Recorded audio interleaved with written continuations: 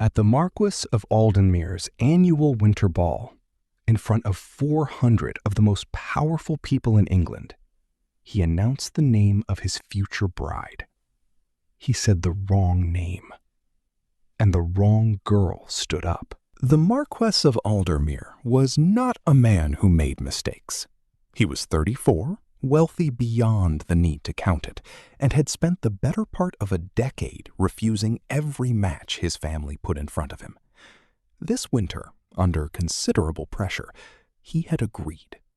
The announcement tonight was the result of 6 months of negotiation, 2 signed documents, and 1 very satisfied set of in-laws-to-be.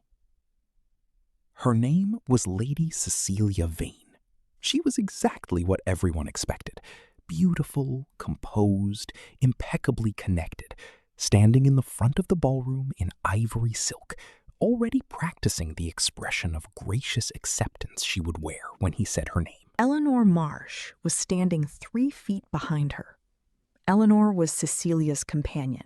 She carried Cecilia's fan when Cecilia did not want to carry it herself, which was always.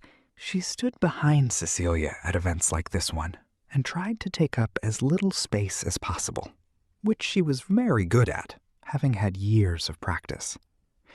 Their names, in the echoing marble of the Aldenmuir ballroom, sounded almost identical. Lady Cecilia, Eleanor. The Marquess stepped to the front of the room and in a clear, carrying voice announced, "Lady Eleanor." He meant Cecilia.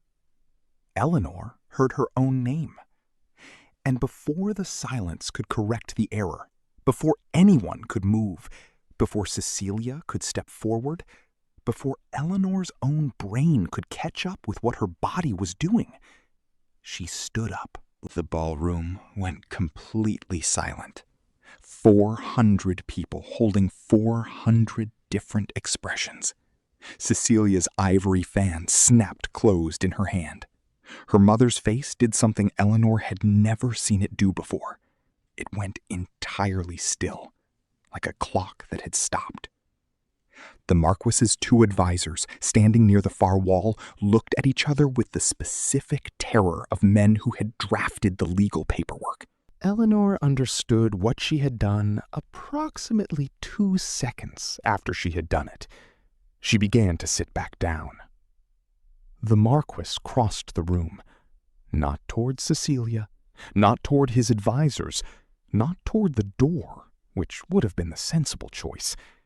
He walked directly, calmly, and without any apparent hurry, toward Eleanor, who was halfway between standing and sitting, and could do neither now because he was already in front of her. He took her hand. He said, quietly, so only she could hear, so only she would ever know he had said it at all.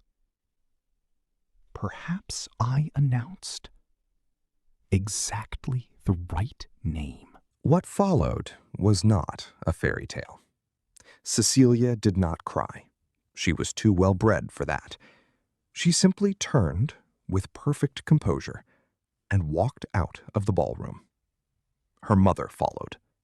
Her father followed after that, pausing only long enough to look. The Marquess, with an expression that would have made a lesser man reconsider everything he had ever done.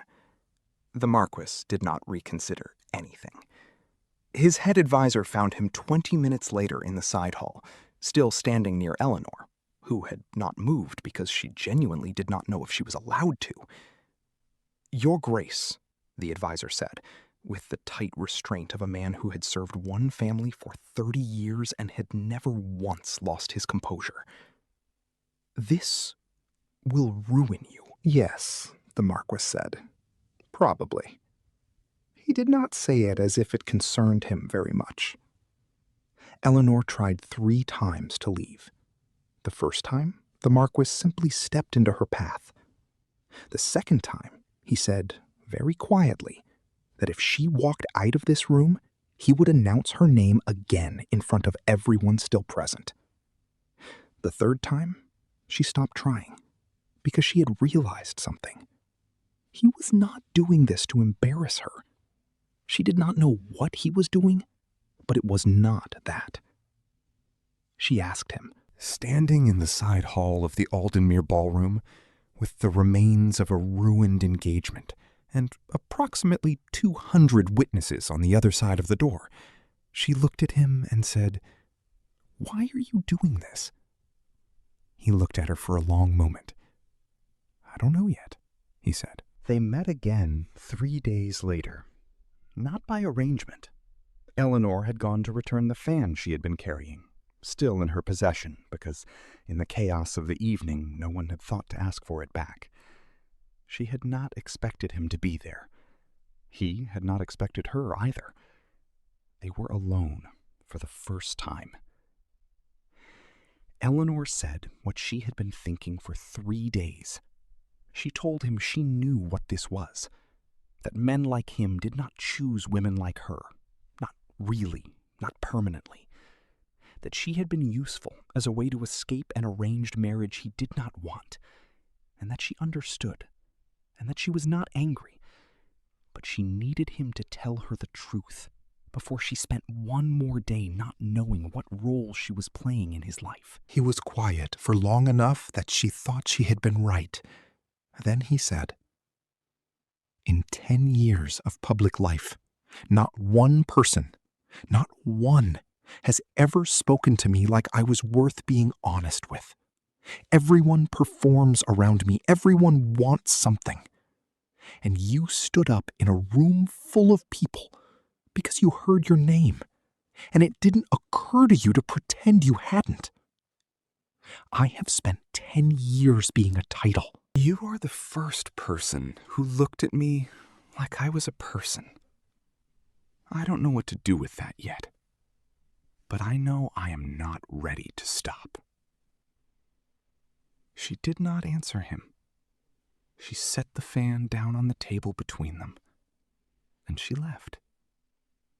The question he had not quite asked hung in the room after her, and she carried it all the way home. He called off the original announcement publicly the next morning. His advisors issued a statement citing a clerical error in the proceedings. Cecilia's family accepted a private financial settlement with the quiet efficiency of people who had anticipated exactly this outcome and had planned accordingly. The scandal lasted 2 weeks before something else replaced it. Eleanor heard nothing from him.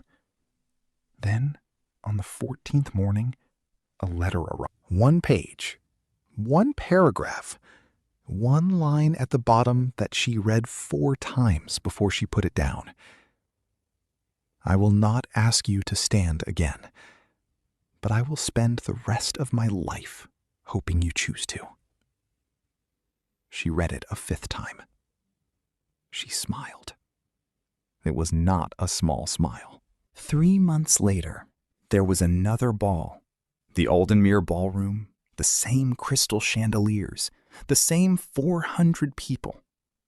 The Marquess stood at the front of the room, in the same place he had stood before, and the room went quiet in exactly the same way, because they all remembered the last time. He looked out at the room. He found her immediately. She was not standing behind anyone. She was not holding anyone's fan. She was simply there, watching him, waiting to see what he would do. He said her name, Lady Eleanor Marsh, clearly, deliberately, without any possibility of mistake. And this time, she stood up on purpose. The first time he said her name, it was an accident. The second time, it was the most certain thing he had ever done. If you are still here, you already know why. There is one more story like this coming this week. It starts with a dare. It ends somewhere neither of them expected. Stay close.